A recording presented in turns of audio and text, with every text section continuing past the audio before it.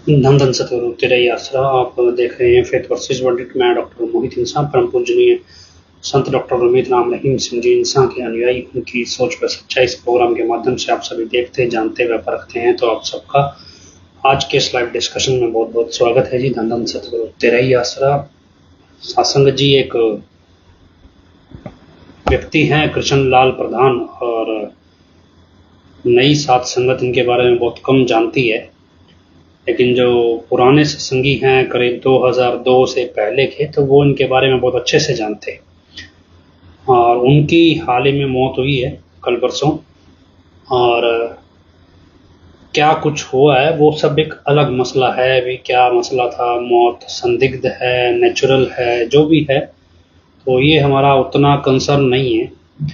Concern क्या है कि हम अपनी एक ऐसी दुनिया में जीते हैं जो जहां हम रूहानियत को सीखते जानते व परखते हैं, और उसमें हम ये सीखते हैं कि एक रेफरेंस होता है भी। अच्छा, ये व्यक्ति हमारे लिए रेफरेंस होता है भी, इसके साथ ऐसा हुआ, तो एक एक्सट्रीम होता है। मतलब कल को हम कोई भी सेवा कर रहे हैं तो हम एक रेफरेंस देखते हैं भी हमारी सेवा का हमें ये फल मिलेगा, और ऐसा कोई सैंपल जब हमारे सामने होता है तब हमें और हमारा विश्वास बढ़ जाता है। लेकिन अगर कुछ कृष्ण लाल प्रधान जैसा व्यक्ति जब उसका कोई एग्जाम्पल बनेगा और बना है, तो बहुत सारे कंफ्यूजन पैदा होते हैं। पहले आपको पता हो भी कृष्ण लाल प्रधान है कौन। तो रामचंद्र छत्रपति हत्याकांड आपने सुना होगा। तो छत्रपति हत्याकांड में जिस बंदूक से रामचंद्र छत्रपति को गोली मारी गई थी, वो बंदूक कृष्णलाल प्रधान की लाइसेंसी रिवॉल्वर थी। कृष्णलाल प्रधान एक सतब्रह्मचारी था और उसके पास लाइसेंसी रिवॉल्वर है, तो जाहिर है कि वो डेरे में एक इम्पॉर्टेंट पोजीशन पे था। तो जानकारी के लिए आपको बता दें भी, कृष्णलाल प्रधान शाह सतनाम सिंह जी महाराज के समय से ही डेरा सच्चा सौदा में मैनेजर था, और ये कोई साधारण सतब्रह्मचारी नहीं था। अगर आपको नहीं पता तो हम आपको एक किस्सा सुनाते हैं, और साखी भी समझ लीजिएगा इस एपिसोड की, आज के इस लाइव डिस्कशन की। गदराना डेरा है। 1960 में जब शाह मस्ताना जी महाराज ने चोला छोड़ा, तो उस समय डेरे का मैनेजर था गुरबख्श सिंह, जिसे मैनेजर साहब कह देते थे। तो गुरबख्श सिंह ने परम पिताजी के ऊपर 13 मुकदमे डाल दिए थे। उस 13 मुकदमों के अंदर एक मुकदमा गदराना डेरे के कब्जा करने का भी था। तो वो मुकदमा जब परम पिताजी जीत गए, तो गुरबख्श सिंह के लोगों ने गदराना डेरे से कब्जा नहीं छोड़ा, और एक कब्जा छुड़वाना था, इसलिए एक टीम बनाई गई। और ये टीम जब बनाई गई तो इस टीम में कृष्ण लाल प्रधान को इसका जिम्मा सौंपा गया परम पिताजी की तरफ से। तो ये टीम जब बनी तो कृष्णलाल प्रधान ने जो लोगों को चुना, उनमें सिर्फ उन्हीं लोगों को चुना गया जिनके पास नेशनल परमिट के असला लाइसेंस हो। मतलब आपको जिनको नहीं पता, भी जो हथियार का लाइसेंस मिलता है, एक तो स्टेट का मिलता है, एक एरिया का मिलता है, या डबल स्टेट का मिल जाता है। नहीं तो एक नेशनल परमिट होता है जो पूरे देश में आप अपना हथियार कहीं भी लेके जा सकते हैं। तो ऐसे लोगों को चुना गया जिनका नेशनल परमिट असला लाइसेंस जिसके पास हो, और एक ग्रुप बनाया गया, और एक ग्रुप को हथियारों के साथ लैस गोलियां भी थी। तो ज्यादातर 12 बोर की राइफलें थी, और उसके साथ ही ग्रुप जो कृष्णलाल प्रधान की अगुवाई में गदराना डेरा के लिए निकलता है। रास्ते में पुलिस रोकती है, बहुत सारे तरीके अपनाए जाते हैं प्रशासन की तरफ से। इसके बावजूद कभी खेतों में से छिप के, पैदल चल के, कैसे तैसे करके जुगाड़ लगा के कृष्णलाल प्रधान की अगुवाई में ये पूरा दल गदराना डेरा पहुंचता है, और चारों तरफ से गदराना डेरा को घेर के बंदूकें तान लेता है। आनन फानन में ये सारी खबर डीसी सिरसा, एसडीएम सिरसा तक पहुंचती है। तो सारा प्रशासनिक अमला पुलिस समेत फोर्स के साथ सारे पहुंच जाते हैं गदराना डेरा में। और उसके बाद वहां जो जद्दोजहद चलती है, तो जद्दोजहद में गुरबख्श सिंह के जितने भी चेले चपटे वहां पे जिन्होंने कब्जाया हुआ था उस डेरा को, उनको वहां से बाहर निकाला जाता है, और उसके बाद वो डेरा का कब्जा वहां से छुड़वाया जाता है। लेकिन ये इतना सिंपल नहीं था जितना सिंपल सुनने में लग रहा है। जब ये ले जाया गया तब ये सुनिश्चित करना जरूरी था भी सामने वाले भी हथियारों के साथ होंगे, वहां गोली भी चल सकती है, सब कुछ हो सकता है। तो कृष्णलाल प्रधान की ये जिम्मेदारी थी कि वो ऐसे किसी व्यक्ति को ना लेकर जाए कि जो डर के वहां से वापस आ जाए। तो ऐसे में एक परख की गई जाने वाले सेवादारों की। उन सेवादारों को, जो सेवादार वो अपने साथ राइफल की गोलियां लेकर आए थे, उनको ये कहा गया भी ये गोली वेस्ट नहीं जानी चाहिए, अगर चलानी पड़े तो सीधा सिर में लगनी चाहिए, कान के पास या कहीं इधर उधर नहीं लगनी चाहिए। मतलब एक तरह से मानसिक तौर पे सबका ये टेस्ट किया गया भी कोई भी सेवादार किसी भी स्थिति में इस, जब ये वहां आमना सामना हो तो वो पीछे ना हट सके। अब ये सब जब प्रक्रिया हुई तो डेरे से कब्जा छुड़वाया गया, और उसके बाद जब ये सब वापस आए डेरे में, तो परमपिता से सारे दल ने मुलाकात की, परमपिता ने प्रसाद दिया और उसके बाद वचन फरमाए। कभी जो ये सेवादार वहां गए थे उनको वचन फरमाए भी आज से तुम्हारा नाम जो है वो सचखंड के द्वार पे स्वर्ण अक्षरों से, सोने के अक्षरों से लिख दिया गया है। जब सचखंड में दाखिल हो गए तो अपना नाम बेशक उस द्वार पे लिखा हुआ देख लेना। तो क्या है कि डेरा सच्चा सौदा में एक सत्संगी को ये सबसे बड़ा आशीर्वाद माना जाता है कि जब इस तरह के वचन परमपिता ने जब किए। और हालांकि जैसे डेरे के प्रबंधक इस तरह की बात को बहुत गलत इस्तेमाल खुद से ही करते हैं, मतलब आमतौर पे जो गुरचरण कौर है, जैसे यहाँ किसी भी व्यक्ति से जब इनको गलत काम करवाना होता है, या इसने कई बार बहुत सारे लोगों को आत्मदाह करने के लिए उकसाया, उसमें कुछ लोगों ने आत्महत्या की भी, उनको भी उसने ये चीजें सिखाई भी तुम्हारा नाम सचखंड के उसमें द्वार पे स्वर्ण अक्षरों में लिखा जाएगा। तो प्रबंधक अक्सर जब आपसे संगत से गैर कानूनी काम करवाते हैं तो ये वचन इस्तेमाल करते हैं, जो और पंचकुला जाने के लिए भी इन वचनों का इस्तेमाल किया गया। तो गदराना डेरे का जो कब्जा छुड़वाया गया और उसमें कृष्णलाल प्रधान की अहम भूमिका थी।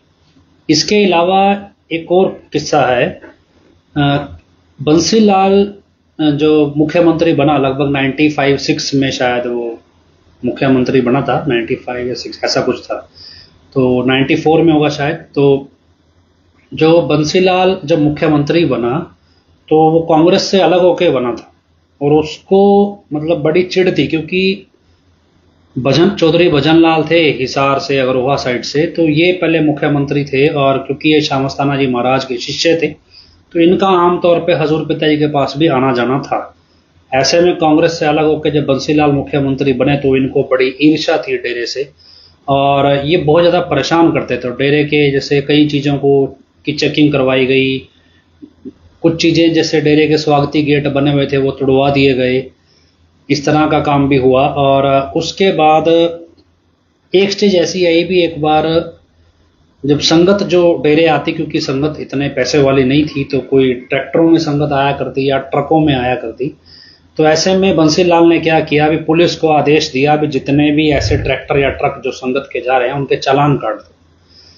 तो करीब करीब 3 से 4 हजार चालान सात संगत की गाड़ियों के काट दिए गए, एक सत्संग पे आते वक्त काटे गए। और इसकी शिकायत जो है या फिर करो भी अर्ज सात संगत ने की हजूर पिताजी के सामने भी, अगर इस तरह से ट्रैक्टरों ट्रकों के इस तरह से चालान काटे जाएंगे तो फिर तो कोई गाड़ी, कोई हमें सत्संग में लाने के लिए कोई बुकिंग ही नहीं देगा, कोई ट्रैक्टर लेकर ही नहीं आएगा, कोई ट्रक लेकर नहीं आएगा, ऐसे में हम सत्संग में कैसे आएंगे।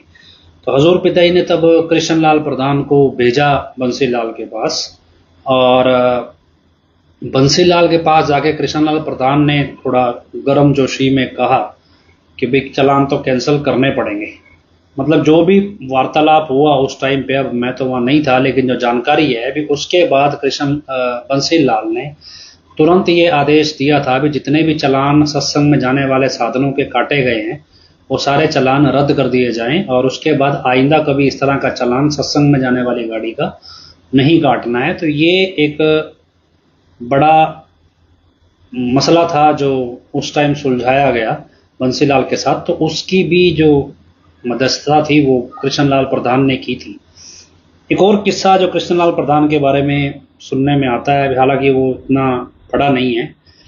हजूर पिताजी ने 98 के आसपास एक बस ली थी, या 97 में शायद, एक पुरानी बस खरीदी थी, बुलेट प्रूफ बस थी या वैसे बस थी, पुरानी खरीदी थी, जिसमें आपने देखा हो पिताजी छत से ऊपर बाहर निकल जाते थे दर्शन देने के लिए। तो ऐसी एक बस खरीदी थी पिताजी ने।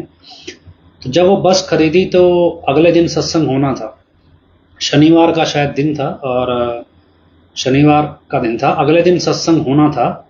और हजूर पिताजी शाम को जब बस आई तो हजूर पिताजी ने उनको कहा कि कल सत्संग में, इतवार रविवार का सत्संग था, बाहर कहीं का मतलब सिरसा से बाहर कहीं सत्संग होना था। तो हजूर पिताजी ने कहा भी कल हम इस बस में सत्संग करने जाएंगे।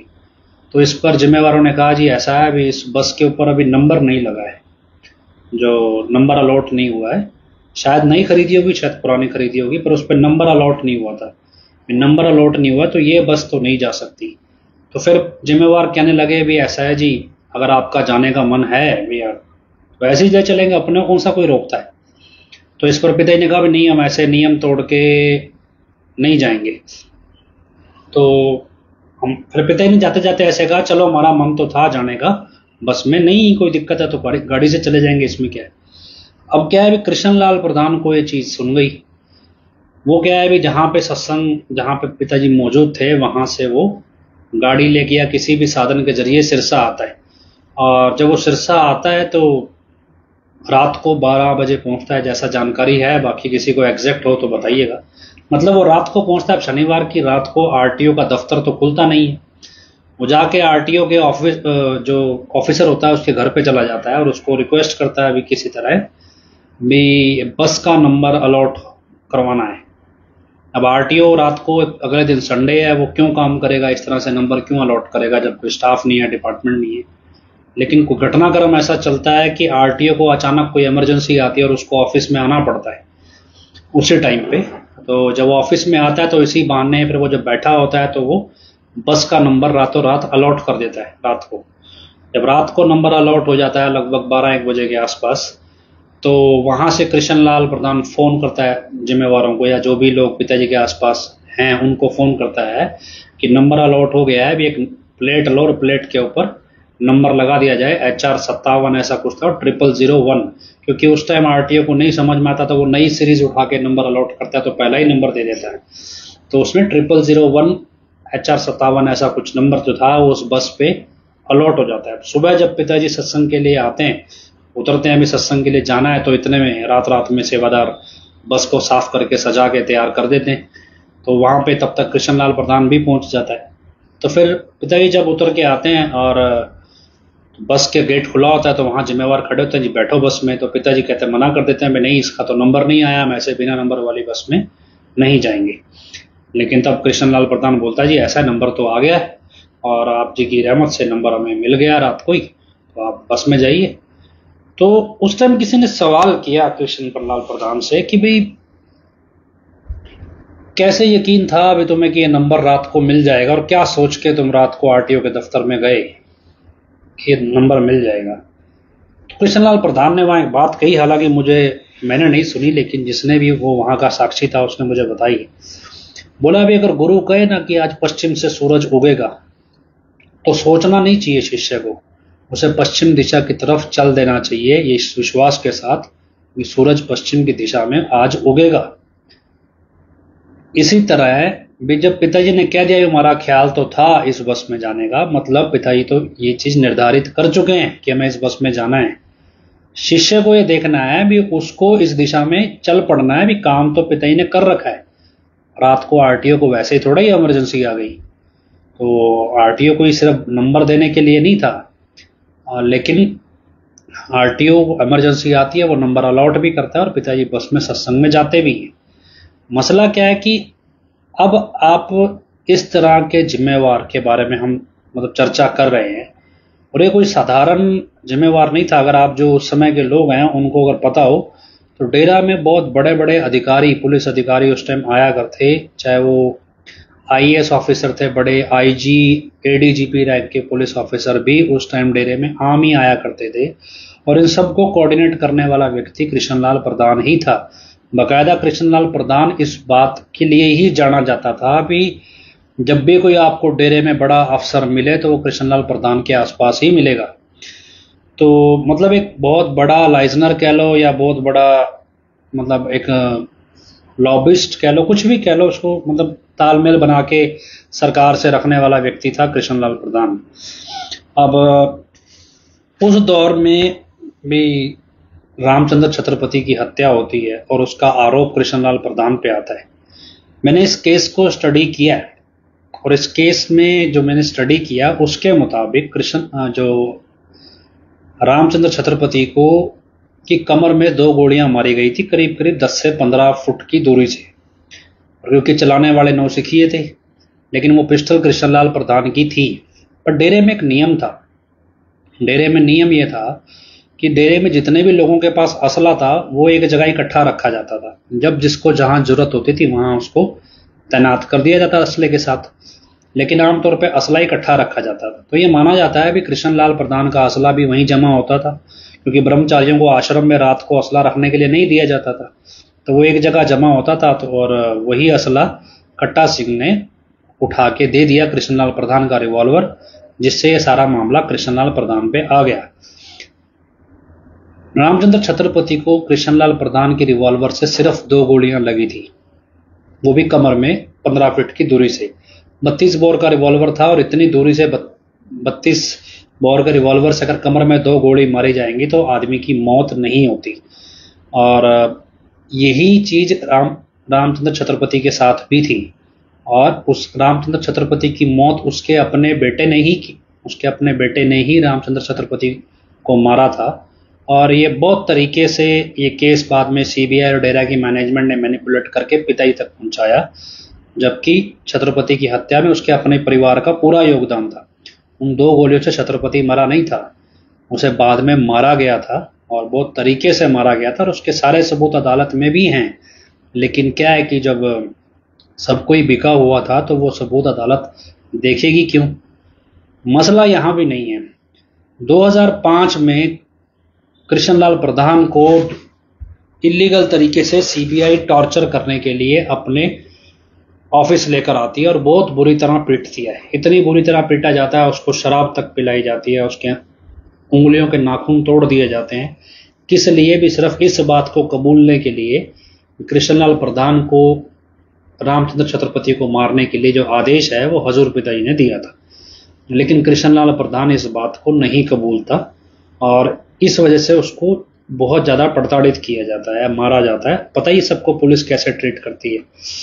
उसके बाद कृष्णलाल प्रधान सीबीआई की कस्टडी से भाग जाता है या निकल जाता है और भाग के आके वो डेरा के कैमरामैन को मिलता है। कैमरामैन का नाम कृष्ण है। तो कैमरामैन को मिलता है और उसके बाद वो अपने शरीर पे जितने जख्म होते हैं उसका वीडियो बनवाता है। फिर वो सरकारी अस्पताल जाके अपनी एमएलआर कटवाता है और एमएलआर कटवाने के बाद वो सीबीआई के दोनों अफसरों के खिलाफ एक मुकदमा दायर करता है उसी अदालत में, अंबाला कोर्ट में।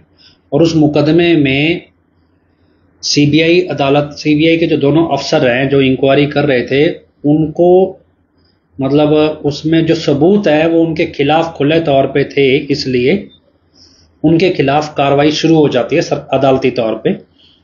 और ये एक इम्पॉर्टेंट पॉइंट था जो पिताजी के केसों को झूठा साबित कर सकता था, क्योंकि उसमें सरकारी मेडिकल रिपोर्ट थी, वीडियोग्राफी थी उसके शरीर की और सब कुछ था जिसमें। और क्योंकि उस टाइम वो ऑन रिकॉर्ड कस्टडी में होना चाहिए था, लेकिन वो सीबीआई के दफ्तर कैसे पहुंचा जब वो जुडिशियल कस्टडी में था? तो सीबीआई दोबारा उसे टॉर्चर करने के लिए अपने दफ्तर नहीं ला सकती थी। तो सारे प्रक्रिया में सीबीआई के अफसरों के खिलाफ मुकदमा बना और ये मुकदमा चला भी।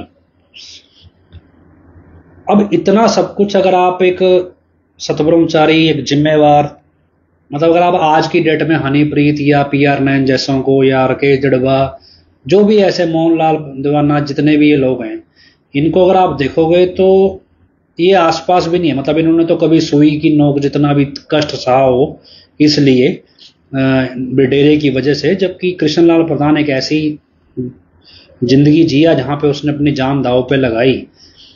अब ऐसे में जब आज की डेट में हम कृष्णलाल प्रधान की मौत के बाद अगर चर्चा करें और उस चर्चा में आप सोचो भी क्या रूहानियत किस तरफ है भी, क्या इतनी सेवा, इस तरह से जीवन जीने वाला व्यक्ति, एक बाल ब्रह्मचारी डेरा में एक त्यागी तपस्वी बन के आया और इतनी सेवा करे भी, परम पिताजी भी खुश हो जाएं और सचखंड में स्वर्ण अक्षरों से नाम लिखा जाएगा, ये ऐसे ऐसे वचन कर दें, और उसके बाद उसकी दुर्गति क्या है? उसकी मौत एक कलंकित मौत है। कलंक के साथ मरा भी, उसने एक हत्या की थी और एक हत्या करवाई एक पत्रकार की। इसके बाद रंजीत हत्याकांड में तो वो बरी हो गया, अभी उसमें भी उसका नाम था, लेकिन उसके पूरे परिवार ने कभी उसको निर्दोष नहीं कहा। कभी किसी मीडिया के सामने या कहीं ऐसा देखने में नहीं आता भी उसके परिवार के लोगों ने उसे निर्दोष कहा। हम सेवा करते हैं, कोई भी व्यक्ति सेवा करता है तो हम उम्मीद करते हैं, पिताजी बोलते हैं भी आपकी कुलों का उद्धार होगा, आपके बच्चे या आपके जो रिश्तेदार हैं जो भी हैं उनको जो कुल में आपके आते हैं भी उनके संस्कार बनते हैं, वो चाह के भी गलत रास्ते पे नहीं जा पाते। सतगुरु कुछ ऐसी परिस्थितियां खड़ी करता है जहां पे वो सही रास्ते पे अपने आप आ जाते हैं। लेकिन कृष्णलाल प्रधान के मामले में बिल्कुल उल्टा है। इसके परिवार के जितने भी लोग हैं ये सब उल्टे रास्ते पे चले। मतलब अगर आप आज देखोगे तो कृष्णलाल प्रधान की कितने रिश्तेदार है मुझे पता नहीं। जब ये फैसला आया कृष्णलाल प्रधान के खिलाफ रामचंद्र छत्रपति हत्याकांड में, तो मैं इसके भाई के पास गया। इसका भाई मेरे घर से करीब करीब 50-100 मीटर की दूरी पे ही रहता है। उनके पास गया, मैंने कहा जी ऐसा है भी, ये मुकदमा मैंने पढ़ा है और इस मुकदमे में कृष्णलाल प्रधान निर्दोष है और मेरे पास उनको निर्दोष साबित करने के पुख्ता सबूत हैं। मुझे सिर्फ आपसे इस मुकदमे की फाइल चाहिए। अगर आप चाहो तो मैं इस मुकदमे को रीओपन करवा के भी कृष्णलाल प्रधान को हम बरी करवा सकते हैं। मेरे पास इतने सबूत हैं पुख्ता तौर पे जिसमें कृष्णलाल प्रधान को कोर्ट चाह के भी सजा नहीं दे सकती। तो उसके भाई ने मना कर दिया भी नहीं, हम नहीं चाहते ये सब कुछ, मतलब कुछ भी कह लो, फाइल देने से मना कर दिया और ये सब कुछ करने से मना कर दिया। क्यों मना कर दिया तो मालूम नहीं, वो आप इंटरनल है, हो सकता है अभी कोई भी वजह हो, भाई भाई का दुश्मन कितना हो पता नहीं। लेकिन क्या है कि कृष्णलाल प्रधान की वजह से उसके भाई और बहनों की औकात है डेरे में, वरना उनके भाई बहनों की कोई औकात नहीं थी। उन्हीं के भाई बहनों ने अच्छा खासा कमाया, जो भी किया, लेकिन फिर भी ऐसी कोई जानकारी निकल के सामने नहीं आती जहां कृष्णलाल प्रधान ने डेरे से या संगत का पैसा खाया हो या संगत को ठगा हो। ऐसी कोई खुले तौर पे जानकारी नहीं आती, क्योंकि संगत से इंटरेक्शन बहुत कम रहता था कृष्णलाल का। मेन ज्यादातर वो अधिकारियों से, अफसरों से या सरकारी काम में ही ज्यादा एक्टिव रहता था। आप इसका अंदाजा इस बात से लगाओ भी जब कृष्णलाल प्रधान की रिवॉल्वर पकड़ी गई तो उसके बाद पुलिस वाले ने कृष्णलाल प्रधान को ही फोन कर दिया था भी यार 60-65 हजार रुपये अगर देते हो तो दे दो, ये सारा मामला यही निपटा देंगे। लेकिन तब कृष्णलाल प्रधान ने मना कर दिया था, मैं नहीं देंगे। और उसके बाद जो हुआ, 15 साल की जेल कृष्णलाल प्रधान ने काटी है। हम मसला ये नहीं है भी क्या गलत था क्या सही था, मसला ये है कि अगर हम सेवा के तौर पे चले हैं और जिम्मेवार बन जाता है कोई व्यक्ति, और जिम्मेवार बनने के बाद बहुत सारे तालमेल आपको बना के रखने होते हैं और बहुत सारी चीज़ें आपको करनी पड़ती हैं और बड़े फैसले आपको लेने पड़ते हैं। ऐसी स्थिति में आपको लीड भी करना पड़ता है, आपको प्रशासन से झगड़ना भी पड़ता है, लोहा मोल लेना पड़ता है, दुश्मन आपका किस रूप में है, सब कुछ आपको देखना पड़ता है। और कृष्णलाल प्रधान के मुकाबले का कोई प्रबंधक आपको मिलेगा नहीं डेरे में, कोई भी। आज की डेट में पुराना जो मर्जी लगा लो, उस लेवल का प्रबंधक डेरे में कोई आया ही नहीं अभी तक जो इस लेवल का पंगा ले ले सरकार से या किसी दूसरे गुट से। बावजूद इसके कृष्णलाल का जो हशर हुआ, एक गुमनाम मौत, 15 साल की जेल, ऐसे गुनाह में जो उसने किया नहीं, या किया भी तो उसकी सजा भी अदालत मतलब कानून में 6 से 7 साल ही है। अगर वो अटेम्प्ट टू मर्डर में भी आए, अगर कृष्णलाल प्रधान ने बंदूक दे के भेजा भी था उसे, तो भी वो 7 साल से ऊपर की सजा नहीं हो सकती थी। इसके बावजूद कृष्णलाल प्रधान को उम्र कैद की सजा हुई और 15 साल करीब उसने जेल में काटे और जेल में ही ये मौत हुई। मसला ये भी आप क्या शिक्षा लोगे इस सब से। भी आखिर क्या चीज गलत हुई। अब आपको लगे भी कृष्णलाल प्रधान का परिवार, जो अपना तो बीवी बच्चे उसके है नहीं, लेकिन उसके भाई बहन जो हैं, उनके जो परिवार आगे हैं, वो उनका यूपी वाले को लाने में और उसको एस्टैब्लिश करने में बहुत बड़ा योगदान है।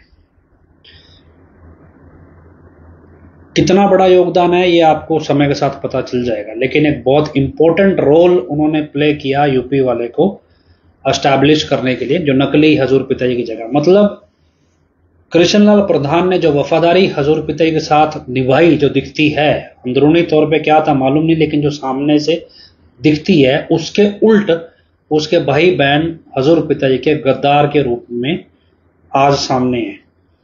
ये मैं खुले तौर पे कह रहा हूं, मुझे इसमें कोई वो नहीं है, गुरेज नहीं है कहने में, मुझे मालूम है वो क्या क्या कर रहे हैं। और उस टाइम पे अगर आप अंदाजा लगाओ भी डेरा की तरफ से कोई ऐसा व्यक्ति नहीं है जो इतने इंपॉर्टेंट प्रबंधक की मौत पे जिसने सार्वजनिक तौर पे दुख भी जाहिर किया हो। और मैं इसलिए सब कुछ भी कह सकता हूं, कृष्णलाल प्रधान को मैं व्यक्तिगत तौर पे नहीं जानता, लेकिन उनके परिवार का एक निजी सदस्य है, मेरा करीबी दोस्त रहा है एक समय पे। अब तो क्योंकि वो यूपी वालों के उसको एस्टैब्लिश करने के लिए, लेकिन एक तरफ कृष्णलाल प्रधान की वफादारी के किस्से हम सुनते हैं, दूसरी तरफ गुरु से उसी का परिवार, उसी के रिश्तेदार गुरु से गद्दारी भी कर रहे हैं आज की डेट में। ये चीज आपको समझनी पड़ेगी भी रूहानियत में चीजें किस रूप में है। मतलब आप कल को सेवा करें, क्या उसके रिश्तेदारों की जो गद्दारी है उससे कृष्णलाल प्रधान की सेवा खत्म हो गई, या कृष्णलाल प्रधान खुद कुछ जगह पे गलत था? जितना कि मैं स्टडी कर पाया हूं, क्योंकि मैं जो आप कभी देखना, जो सतब्रह्मचारियों की जीवनियां आपको डेरे के ग्रंथों के बैक साइड पे आपको मिलेंगी, किसी न किसी सतब्रह्मचारी की जब चोला छोड़ते हैं तो उसकी जीवनी लिखी मिलती है। कृष्णलाल प्रधान की जीवनी कौन लिखेगा? बाबू इंदर सेन जी की जीवनी कौन लिखेगा उस कागजों में? तो कृष्णलाल प्रधान के बारे में जो जितना मैं समझ पाया हूं, 2005 में जो सतीश डागर और अमानदीप के ऊपर जो केस किया गया, 2013 में जब हजूर पिताजी का बयान इन तीनों मामलों के अंदर अदालत में दर्ज होना था, तो हजूर पिताजी ने अपने बयान में ये बात कही कि भी अरमानदीप और सतीश डागर ने जिस तरह से कृष्णलाल प्रधान को टॉर्चर किया, और ये मामला ऑन रिकॉर्ड है कोर्ट के, उससे ये साबित होता है भी किस तरह से सीबीआई जानबूझ के हजूर पिताजी को फंसाने की प्लानिंग कर रही थी।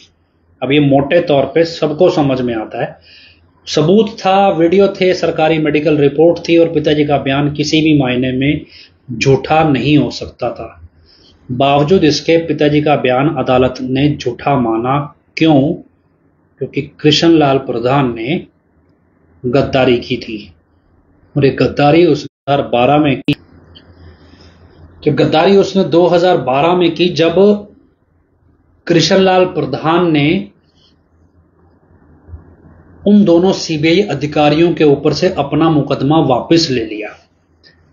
2012 में एसके गर्ग नरवाना ही कृष्णलाल प्रधान का हाई कोर्ट में वकील था, जिसने ये मुकदमा वापस लिया कृष्णलाल प्रधान के कहने पे। और उसके बाद हजूर पिताजी का बयान दर्ज जब हुआ तो ये जानकारी हजूर पिताजी को नहीं दी गई, और हजूर पिताजी का ये बयान इसलिए अदालत में झूठा हो गया।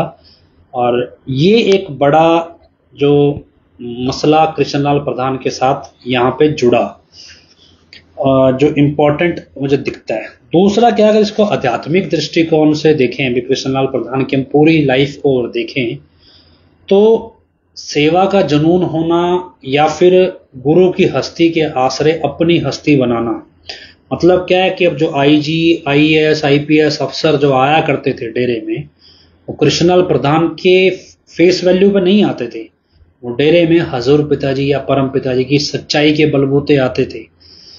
उनका जो चेहरा था वो हजूर पिता, जो कृष्णलाल प्रधान की सच्चाई वास्तव में हजूर पिताजी की सच्चाई से थी। कृष्णलाल प्रधान की अपनी कोई हैसियत नहीं थी, लेकिन क्या है, जो प्रस्तुतिकरण जिस तरह से हुआ, या एक व्यक्तिगत हस्ती के रूप में, जब रूहानियत का रास्ता यही कहता है भी आप गुरु के आश्रय अगर अपनी हस्ती बनाने चलोगे तो ये चीज गलत हो जाएगी। दूसरा क्या है कि 2012 में जो मुकदमा कृष्णलाल प्रधान ने वापस लिया, उससे पहले अगर हम जाएं तो 2005 में, जिसको याद हो, ये एक बहुत बड़ी रैली चंडीगढ़ में हुई थी और इस रैली में करीब करीब 5 से 7 लाख साध संगत पहुंची थी और ये सारी साध संगत कृष्णलाल प्रधान के पक्ष में पहुंची थी। वे उसके साथ जो ज्यादती सीबीआई के अधिकारियों ने की है वो गलत है। अब 2012 में जब कृष्णलाल प्रधान ने मुकदमा वापस लिया, या जिसने भी उसके ऊपर दबाव बनाया, लेकिन अल्टीमेटली जो परमिशन है वो तो कृष्णलाल प्रधान को ही देनी थी। जो मुकदमा कृष्णलाल प्रधान ने वापस लिया, ये उस 5 से 7 लाख साध संगत के साथ भी धोखा था जिन्होंने कृष्णलाल प्रधान के पक्ष में उस रैली में नारे लगाए। और वो रैली कोई साधारण, आज तक इतनी बड़ी रैली कभी नहीं हुई थी। चंडीगढ़ के अंदर रैली थी और इतना सेक्रेटरीट का पूरा एरिया जाम हो गया था उस रैली में। तो ये साहब इंसा जी लिख रहे हैं उस रैली में वो थे, तो और भी बहुत से लोग गए होंगे उस रैली में चंडीगढ़ 2005 में। और बहन वीरपाल कौर इंसा की ने वहां पे चौक के ऊपर भाषण दिया था, स्पीच दी थी बकायदा, तब सीबीआई अधिकारियों के खिलाफ। तो ये सब चीजें मतलब हुई।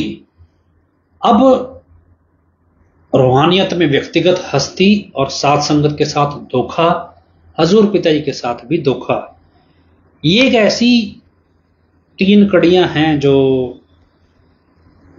ये दिखाती हैं भी कृष्णलाल प्रधान की लाइफ उतनी रूहानियत वाले एंगल में सही नहीं बैठी जितनी दिखाई देती है सेवा वाले एंगल में। और अब आ जाओ आज की सिचुएशन में, जहां उसका परिवार, उसके रिश्तेदार जो कह लो भाई बहन है, वो यूपी वाले को एस्टैब्लिश करने में हजूर पिताजी के साथ गद्दारी कर रहे हैं। इतना छोड़ो, मैं आपको व्यक्तिगत तौर पे बताता हूँ, ये तो चलो अलग चीजें हैं, लेकिन व्यक्तिगत तौर पे जब आप समझोगे कि मेरे साथ क्या है, कि अब मेरा कोई उनसे लेना देना नहीं है और मेरा कोई उनसे मसला नहीं है, बावजूद इसके कृष्णलाल प्रधान का परिवार मेरे बारे में यहां पता है सबको क्या बोलता है कि जी मोहित जो है वो नशे का सौदागर है और उसके माँ बाप जो है वो पागल हो गए हैं, और पागल हो गया तो उनका इलाज पागल खाने में चल रहा है। नतीजा क्या है भी, जो नियति है, नियति इंसान को उसकी औकात दिखा देती है। कृष्णलाल प्रधान की बहन ने जिस तरह से 25 अगस्त 2017 में लोगों को उकसाया लड़ने के लिए, दंगा फसाद करने के लिए, उसके बाद कई लोगों की उसमें मौत हुई। तो मतलब अगर आप खुले तौर पे देखोगे तो कृष्णलाल प्रधान का जो कुल है वो इस तरह से काम कर रहा है भी, डेरे की संगत के साथ गद्दारी, हजूर पिताई के साथ गद्दारी, लेकिन दूसरा जो चेहरा है कृष्णलाल प्रधान का है भी एक अव्वल दर्जे के सेवादार की। तो जब आपके मन में इस लाइफ, इस जो आप कृष्णलाल प्रधान को लेके जब आपके मन में सवाल उठने लगे कि क्या ऐसी जिंदगी रूहानियत में अगर जो आप जी रहे हैं, अगर आप अपने इर्द गिर्द जो जिम्मेवार देखते हैं, कभी उनके सामने ये लाइफ रखना कि आप सोचो भी क्या अगर इस स्तर पे आप कभी जिम्मेवारी निभा पाओगे डेरे में, और निभाने के बाद अगर ये रिजल्ट होना है तो अंदाजा लगाओ रूहानियत कहां खड़ी है, किस स्तर पे रूहानियत काम करती है और क्या उसके मायने हैं। आध्यात्मिक दुनिया में रूहानियत सिर्फ एक ही पहलू पे काम करती है और वो है कि इंसान की अपनी कोई हस्ती नहीं हो सकती। अगर गुरु के रास्ते में, सेवा के रास्ते में आप कोई भी व्यक्ति, सेवादार, जिम्मेवार अपनी हस्ती कायम करता है तो ये साध संगत का और गुरु का इस्तेमाल है अपने अहंकार को बढ़ाने के लिए, लोगों के अंदर अपना प्रभाव जमाने के लिए। और वो प्रभाव जब आपको, आप जब गलती करते हो तो जो लोग उसमें फिर गुरु की निंदा जब करते हैं, क्योंकि आपने अपनी हस्ती बनाई होती है गुरु के आश्रय, तो वो जो गुरु की निंदा जब होती है तो वो आपकी भक्ति खा जाती है सारी की सारी, क्योंकि इंसान गलतियों का पुतला है, वो गलती करता ही रहता है कोई ना कोई। इसलिए रूहानियत में व्यक्ति गुरु और संगत के आश्रय अपनी हस्ती नहीं बनाता। अब जो अपने आप को कहे मैं भंगीदास, मैं 85 मेंबर, मैं 25 मेंबर, अगर संगत पे आप धौंस जमाएं, आप अपनी पहचान दिखाएं। एक तो होता है भी आप अपनी बात रखना चाह रहे हैं और उसमें आप अपना ओहदा बता रहे हैं, एक होता है भी आप इस चीज को दिखाएं भी हम बड़े हैं कि हमारा ओहदा बड़ा है। आमतौर पे लगभग सभी 45-85 मेंबर यही काम करते हैं। मेरे यहाँ पे एक राकेश बजाज आया था, सबको पता है कि महा निकम्मा ठग आदमी जिसने अपने माँ बाप के साथ क्या क्या सलूक किया, सारे यहाँ पे सब लोग जानते हैं। और यहाँ आके बोलता है जी मैं 85 मेंबर हूं, मैं प्रधान हूं। किसका? मेरे घर के ऊपर प्रधान है। मतलब क्या है, जो ये इस तरह की जो भाषा है या इस तरह की जो सोच है अहंकारी, और अंदाजा लगाओ अगर कृष्णलाल प्रधान के साथ ये सब कुछ हुआ, जिसने फिर भी डेरे के लिए बहुत बड़े बड़े स्टेप उठाए, उसका परिवार जिस तरह से हजूर पिताई के साथ आज गद्दारी कर रहा है, अंदाजा लगाओ जो मौजूदा प्रबंधक है नियति इनको कहां ले जाएगी, नियति इनको कहां ले जाएगी। ये तो अगर कृष्णलाल प्रधान के मुकाबले तो ये 10 पैसे भी नहीं है। इन्होंने कोई कुर्बानी नहीं दी डेरे के लिए, इन्होंने कोई बड़ा स्टेप नहीं उठाया, इन्होंने तो अपराध किए, खुले तौर पे सैकड़ों लोगों को मारा है। कृष्णलाल प्रधान ने मर्डर नहीं करवाए लोगों के, लेकिन रूहानियत अगर इस स्तर पे खड़ी है, कृष्णलाल प्रधान छोड़ो, बाबू श्री इंदर सेन जी थे, उनका क्या कसूर था? बाबू श्री इंदर सेन जी, उन्होंने तो कभी किसी बच्चे को थप्पड़ तक नहीं मारा, और ये बात तो पिताजी बोलते थे कि बाबू इंदर सेन जी ने कभी किसी बच्चे को भी थप्पड़ नहीं मारा। उनकी क्या स्थिति हुई? क्योंकि सेवादार कैसा होता है, सेवादार इस अगर आप रूहानियत के मसले में देखें तो क्या है कि जब हम नाम ले लेते हैं तो हमें उम्मीद होती है अभी आप सेवा भी हम नाम ले लिया, अभी हमारी जो जिंदगी है वो हम हजूर पिताई पे हमारा विश्वास बना रहे और इस तरह से हमारी जिंदगी नाम जपते थोड़ी बहुत सेवा जो भी होती है वो करते करते पूरी हो जाए। इसके बाद जब व्यक्ति का गुरु से प्रेम बढ़ता है तो उसको उम्मीद होती है भी यार जब मैं मेरी मौत आए तो मैं सुमरण करता रहूं, सुमरण करते करते मेरी मौत आ जाए। फिर उससे ऊपर व्यक्ति सोचता है भी मैं मेरी मौत आए तो, जब एक भजन भी देखा ना, सतगुरु मेरा जिस राह निकले उस तरफ नु मेरा सा निकले, ओदे दरते जे हशमत शाह निकले, जिंदा सल टिकानी हो जावे। जिस रास्ते से मेरा सतगुरु निकल के गया हो भी उस रास्ते की तरफ मतलब मेरा सांस, मेरा आखिरी सांस निकले। और इसके बाद व्यक्ति सोचता है भी गुरु के दर पे मौत आ जाए तो जिंदगी असल टिकानी हो जावे, तो गुरु के दर पे मौत आ जाए। उसके बाद व्यक्ति सोचता है भी सेवा करते करते मौत आ जाए, तो सेवा करते करते मौत आ जाए तो भी इससे बड़ी और क्या चाहिए। इससे ऊपर व्यक्ति सोचता है भी जब मौत आए तो कितना अच्छा हो भी हजूर पिता सामने ही बैठे हों, तो इससे ऊपर सोचता है।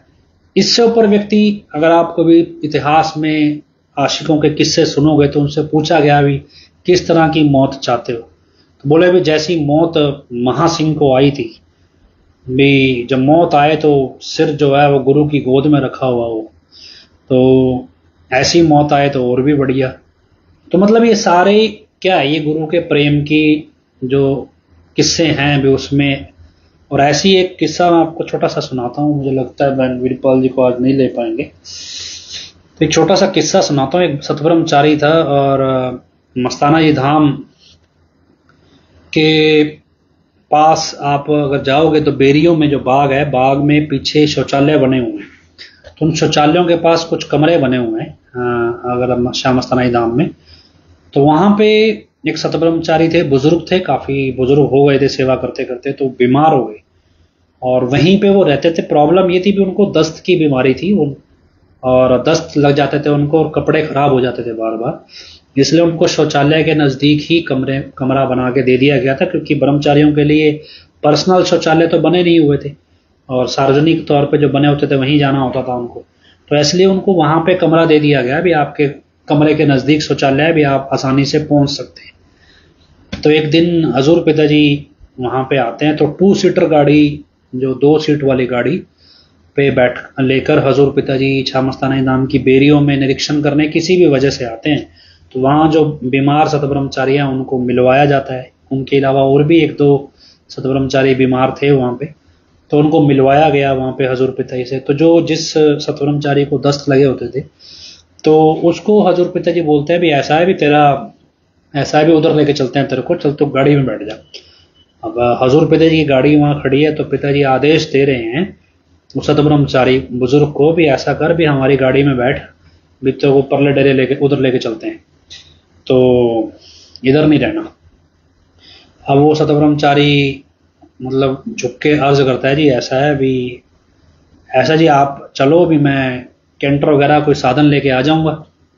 तो पिताजी फिर दोबारा दोहराते हैं, भी ऐसा है भी हम कह रहे हैं ना भी हमारी गाड़ी में बैठ, भी हम भी जा ही रहे हैं, हम ले जाएंगे तो वो साथ में यहाँ नहीं रहना, बस चल अपना सामान उठा गाड़ी में रख। तो वो कहता है, फिर वो बाद में फिर अरदास करता है, कहता है पिताजी भी ऐसा है भी मेरे को प्रॉब्लम है दस्त की, और इतनी ज़्यादा प्रॉब्लम है कि मेरे कपड़े गंदे हो जाते हैं, और या किसी जगह में बैठा हूँ तो वो जगह भी गंदी हो जाती है। भी मुझे ये डर है भी मैं आपकी गाड़ी में बैठ के जाऊँगा और रास्ते में मुझे प्रॉब्लम हो गई तो आपकी गाड़ी गंदी हो जाएगी और मैं अपने आप को माफ़ नहीं कर पाऊँगा भी अगर ऐसा कुछ हो गया। तो पिताजी फिर दोबारा थोड़ा जोश में आके या गर्म होके बोलते हैं कि अभी हमारा हुक्म है कि गाड़ी में बैठ, अगर गाड़ी गंदी हो गई तो हम खुद साफ कर लेंगे, हमारा हुक्म है गाड़ी में बैठो। तो जब हुक्म हो गया आखिरी में, जब पिताजी ने क्लियर ये बात बोल दी, तो सतब्रह्मचारी अपना सामान लेके जैसा जोड़ा जो भी कपड़े वगैरह थे वो हजूर पिताजी की गाड़ी में बैठ जाता है। और हजूर पिताजी की गाड़ी शाह मस्ताना जी धाम से, शाह सतनाम जी धाम करीब 5 किलोमीटर दूर है, तो शाह मस्ताना जी धाम से शाह मस्ताना जी धाम तक पहुंचती है। इस बीच वो सतब्रह्मचारी हजूर पिताजी की गोद में चोला छोड़ जाता है। तो कोई ऐसी मौत भी एक्सपेक्ट करता होगा। एक ग्रीनेस की सेवादार थी, मुझे नहीं पता वो कहाँ की थी, लेकिन मैं उस समय डेरे के हॉस्पिटल की इमरजेंसी में ड्यूटी पे था। तो तेरावास में हालांकि मैं मौजूद था, सेवादारों की मीटिंग चल रही थी। तो सेवादारों की मीटिंग में वो सेवादार बहन जो भी थी मुझे नहीं पता, क्योंकि हम लेके हॉस्पिटल आए थे, और उसके बाद वो तेरावास की मीटिंग में, सेवादारों की मीटिंग में ही चोला छोड़ गई थी पिताजी के सामने। तो ऐसा नहीं है, लोग अगर आप ऐसे लोगों का जब आप इतिहास देखोगे ना, तो कुछ ऐसी मौत की जो प्रक्रिया है वो भी एक बहुत बड़ा उदाहरण बनती है भी, किस रूप में मौत आई और किस रूप में उस मौत के बाद उसको रिकॉग्नाइज किया गया। और वो एक अपने आप में इम्पोर्टेंट फैक्टर बनता है रूहानियत में, जो व्यक्ति की सेवा सुमरन या जो भी उसने अपना कंट्रीब्यूशन दिया उसको अमर बना देता है। और वैसे और हस्ती नहीं होती सेवादार की। अब DT-28 सेवादार है, अब DT-28 सेवादार को हम कितने लोग जानते हैं? बहुत कम लोग जानते हैं। वो सेवादार 15 नंबर मोटर पे, आपने देखा फाटक सा लगा है, वहां पे पैरा दिया करता, कौन जानता था? लेकिन कि उसने कभी अपनी हस्ती नहीं बनाई। लेकिन आज जब हम साखियां पढ़ते हैं, हजूर पिताजी की साखियों के बारे में सुनते हैं, वहां DT-28 का जिक्र आता है, तो वो हस्ती किसने बनाई? जो भी व्यक्ति को DT-28 के बारे में पता चलता है वो अपने मन में एक सम्मान रखता है, भैया हजूर पिताजी और परम पिताजी के समय का एक बहुत महत्वपूर्ण सेवादार था, बहुत इंपॉर्टेंट गुरु की सेवा करता था और कभी वाहवाही नहीं ली, और दृढ़ विश्वासी सेवादार था। और सेवा के दौरान सेवा करते करते ही मौत आई थी DT-28 को। तो ऐसे सेवादार जो 15 नंबर मोटर पे मात्र पहरेदार थे, उनको आज दुनिया सम्मान की दृष्टि से देखती है। और जो कृष्णलाल प्रधान जैसे जिन्होंने इतने काम किए और प्रबंधक जिम्मेवार रहे, उनको कोई सुनना नहीं चाहता, उनके बारे में कोई जानना नहीं चाहता, कोई बात करना नहीं चाहता। तो रूहानियत में हस्ती गुरु बनाता है मरने के बाद। जीते जी अपनी हस्ती इंसान बनाएगा गुरु और संगत के आश्रय, रूहानियत वो हस्ती बनने नहीं देती। दर्शन सिंह प्रधान था, एक दर्शन प्रधान जिसे कहते, डेरे का प्रबंधक रहा, खट्टा सिंह के ग्रुप का ही था। तो हालांकि वो खट्टा सिंह के ग्रुप का सबसे ईमानदार बंदा था, खट्टा सिंह के ग्रुप का, डेरे के पति नहीं, खट्टा सिंह के ग्रुप का सबसे ईमानदार व्यक्ति था। और जब उसको मौत आई तो भी उसको मौत डेरे में नहीं आई, किसी दिल्ली में था, और उसके बाद उसका संस्कार भी उसके गांव में हुआ।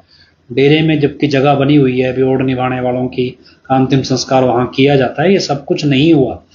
मतलब मसला कहने का ये है भी, इंसान की मौत और मौत के बाद उस मौत को रिकॉग्नाइज जो किया जाता है, वो अपने आप में, भक्त की जब मौत होती है वो अपने आप इस रूप में रिकॉग्नाइज हो जाती है आगे चल के कि गुरु उसकी हस्ती बना देता है। पर हाँ, एक सेवादार हुआ करते, वो सेवा मतलब जब परम पिता के सामने आया करते तो वो छलांग लगाया करते, बड़ी ऊंची जंप लगाते नाचते नाचते। तो ऐसे ही परम पिता शायद हजूर पिता ने वचन किए थे या परम पिता ने वचन किए थे। उसको वचन किए भी भाई इतनी जोर से छलांग लगाता है, देखिए कहीं ऊपर ही ना रह जाए। तो थोड़ी देर बाद वो नाचते नाचते छलांग लगाने लगा, तो जैसे ही उसने छलांग लगाई तो ऊपर उठा, जंप लिया, और ऊपर उठते सार वो चूल्हा छोड़ गया और नीचे उसका मृत शरीर वापस आके गिरा। तो ये सारी चीजें हुई। अब अंदाजा लगाओ भी मौत किस रूप में सेवादार को आती है और कैसे वो मौत रिकॉग्नाइज हो जाती है। ये सारी चीजें हम इसलिए आज आपको जिक्र कर रहे हैं भी हम इस रूहानियत की दुनिया में अपने आप को सुधार रहे हैं और इसको सीख भी रहे हैं और कोशिश कर रहे हैं भी हम लोगों को समझा भी पाए कि जिस दुनिया में हम जीते हैं वो सामाजिक दुनिया है, आम भौतिक दुनिया से बहुत अलग तरह की दुनिया है। और इस दुनिया में इंसान मरने के बाद अपनी हस्ती कैसे बनेगी इसलिए काम करता है, जीते जी अपनी हस्ती बनाने के लिए वो नहीं जीता। तो ये भी आप इस बात से अंदाजा लगा सकते हैं, अगर कृष्णलाल प्रधान की ये स्थिति हुई है, ये हशर हुआ है, तो आज के मौजूदा प्रबंधकों का या 45 मेंबर 25-15 बंगीदास जो उनसे बने फिरते हैं, तो हाँ एक हाथीराम जी थे शायद, वो एक जगदीप जी लिख रहे हैं। तो मतलब आप ये अंदाजा लगाओ भी आज के प्रबंधकों का क्या हाल होगा।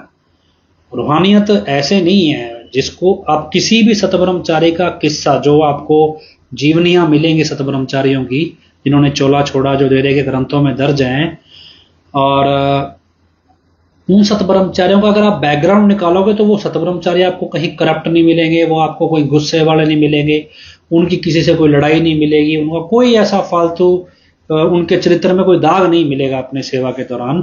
और उन लगेगा आपको भी ओवर द टाइम वो इंप्रूव करते गए अपने आप को। लेकिन जब आप आज के दौर में ब्रह्मचारियों को देखोगे जो इतने अहंकारी हैं, मतलब टके टके की औकात नहीं है, और ऐसे ऐसे लोगों को सलाह देते हैं जो दुनिया में अपने आप अपनी एक अलग पहचान रखते हैं, और फिर भी सोचते भी नहीं हम डेरे के ब्रह्मचारी हैं जी, हम सतब्रह्मचारी, हमें ज्यादा ज्ञान है। तो ये जो हस्ती की दौड़ डेरे में अब है, और इस हस्ती की दौड़ का नतीजा आप सबके सामने है कि धुरंधर जो अपने आप को तुर्रम खान भगत कहा करते थे, उनका क्या हशर हुआ है। तो एक शायद एक कमेंट बार बार आ रहा है, कोई लिख रहे हैं भी हम धमकी देते हैं, ऐसा कुछ आया, किसने रिप्लाई किया उसको। तो हो सकता है भी कृष्णलाल प्रधान के परिवार का कोई सदस्य हो, उसको आग लगी हो ताजी ताजी सुन के। तो खैर कोई नहीं, आप समझ सकते हैं। लेकिन अब हम इस चीजों को ही देख रहे हैं भी हम किस तरह की दुनिया में जी रहे हैं, और हमारी आध्यात्मिक दुनिया है तो ऐसी समझदार व्यक्ति वो है जो अपनी गलती से सीखे, और उससे ज्यादा समझदार वो है जो सामने वाले की गलती से भी सीखे। तो ये सारी चीजें हमारे सामने इस रूप में आ रही हैं। एक वीर सिंह जी लिख रहे हैं कि हनीप्रीत मौत मांगेगी और मौत नहीं आएगी। देखो अकेली हनीप्रीत नहीं है, बेंगलोर के अंदर हजूर पिताजी ने ही ये वचन कर दिए थे, कभी मौत मांगोगे मौत नहीं मिलेगी, भीख मांगोगे भीख नहीं मिलेगी, ये हशर हो जाएगा। तो अब ये तो हजूर पिताजी के वचन है, अब संतों ने ही वचन कर दिए, और ये तक वचन है कि बेशक नाम लिया हो तो भी नरकों में जाएंगे। तो आप सोचो जिस सतब्रह्मचारी को ये वचन हो गए हो भी सचखंड के द्वार पे स्वर्ण अक्षरों से नाम लिख दिया गया, जिसको ये वरदान मिल गया हो, वो उस व्यक्ति का अगर इस तरह का हशर हो सकता है जब गुरु से गद्दारी करने के बाद उसका कुल के लोग खुले तौर पे हजूर पिता से भी गुरु की गद्दारियां मौके पे कर रहे हैं, और तब जब वो डेरे में एक बड़ी बड़ी इंपॉर्टेंट पोजीशन पे और अपने आप में एक बड़े भक्त के तौर पे जाने जाते हैं, तब ये हशर है। तो अंदाजा लगाओ दुनिया कहाँ खड़ी है और रूहानियत कहाँ खड़ी है, और किस दौर में किस तरह से हमें इस रूहानियत को समझना है। ये दिमाग से समझ आ जाए तो फिर ये रूहानियत ही क्या। पिता ही कहते हैं ना, इसमें कुल्ले लैन होशियारा दे। क्योंकि क्या है कि इसमें सिर्फ एक ही प्रॉब्लम है, इंसान अपनी हस्ती बनाने के लिए दौड़ता है तो प्रॉब्लम है, बनावटी तौर पे अपनी हस्ती छुपाने के लिए दौड़ता है और अंतर्मन से अपनी हस्ती बनाना चाहता है तो भी प्रॉब्लम है। तो क्या है, इसका सिर्फ एक ही असूल है भी जैसा गुरु कहे वैसा चलते चलो, ना इधर देखो ना उधर देखो। लेकिन क्या है, एक लिखा है तेरे को बिना मारे मांगे गोली जरूर मिलेगी। तो खैर बहुत सारे लोगों ने आजमा के देख लिया, तो उनका क्या हसर हुआ है वो आप पता कर लो, जिन्होंने गोली चलाने की भी कोशिश की है, ऐसा नहीं है किसी ने नहीं की। तो ये सब ट्राई सबने करके देख ली, उनका क्या क्या हासिल हुआ जरा पूछ लो तो चलने दो। खैर ऐसे ऐसे नमूने बहुत हैं, यूपी वाले ने ट्रेंड करके बनाए हैं, और अंदाजा लगाओ भी अब किस तरह से चीजें आपके सामने आएंगी और कैसे जो आज के दौर में ये सब लोग कर रहे हैं इनका हशर क्या होगा, और 15-15 साल जेल भुगतने के बाद इस तरह की मौत मिलेगी, और इतना सब कुछ करने के बाद कोई कुत्ता जात नहीं पूछता, तो ये औकात रह जाती है गुरु के गद्दारों की। तो कृष्णलाल प्रधान किस रूप में याद रखा जाएगा? गदराना डेरे का कब्जा छुड़वाने के रूप में, या सीबीआई के अफसरों के खिलाफ खड़ा होने के रूप में, या बंसीलाल जैसे मुख्यमंत्री को मुख्यमंत्री रहते हुए धमकाने के रूप में, या एक दृढ़ विश्वासी वचन मानने वाले सेवादार के रूप में, या गुरु के गद्दार के रूप में? ये तो किस रूप में कौन उसे याद रखता है ये तो समय बताएगा, और याद रखता भी है कि नहीं याद रखता ये भी वजह नहीं पता। तो खैर हम उम्मीद करते हैं भी आपको समझ आए ये विषय भी, क्या चीज हम समझाना चाह रहे हैं। और रही बात छत्रपति हत्याकांड की, तो कई लोग पूछते हैं, तो ये हम दावे से कहते हैं भी छत्रपति की मौत उसके अपने परिवार ने करवाई। ये सच है कि कृष्णलाल प्रधान की बंदूक से छत्रपति को गोली मारी गई, लेकिन वो गोली जिस तरह से लगी थी उससे रामचंद्र छत्रपति की मौत नहीं हो सकती थी, और ये मेडिकल रिपोर्ट में पुष्टि भी हुई थी भी उस गोलियों से मौत नहीं हो सकती थी। उनके अपने परिवार ने ही छत्रपति को मारा था, और बहुत तरीके से मारा, इसके पुख्ता सबूत कोर्ट के अंदर दर्ज हैं, लेकिन डेरे के वकीलों ने या हजूर पिताई के वकीलों ने या सबने सेटिंग करके समेत जज वो सबूत छुपाए, कोर्ट में प्रस्तुत नहीं होने दिए। तो ये सारी चीजें चलती हैं, चल रही हैं, और कब सच सामने आएगा तो आपके सामने है। तो खैर हम उम्मीद करते हैं सच्चाई आपको समझ आए, जो मकसद जिस वजह से हम ये सारी चीजें आपको बता रहे हैं वो वजह आप समझ पाएं। तो इस उम्मीद के साथ हम हुजूर पिता के चरणों में नारा लगाते हैं, धन धन सतगुरु तेरा ही आसरा। आखिरी में अरदास बोलते हैं, धन धन सतगुरु तेरा ही आसरा, हे मालिक तुझे लाज है अब बहुत हो गया, तो दया में रहमत कर, तेरे प्यार मोहब्बत की राह में चलते हुए हमें कोई दुख तकलीफ ना आए, तो ऐसी रहमत बख्श वह सबको सुमति दे। किस तरह से देनी है यह तो सब जानता है, जिसको जैसे देनी है वैसे दे, वो तेरी मर्जी। धन धन सतगुरु तेरा ही आसरा।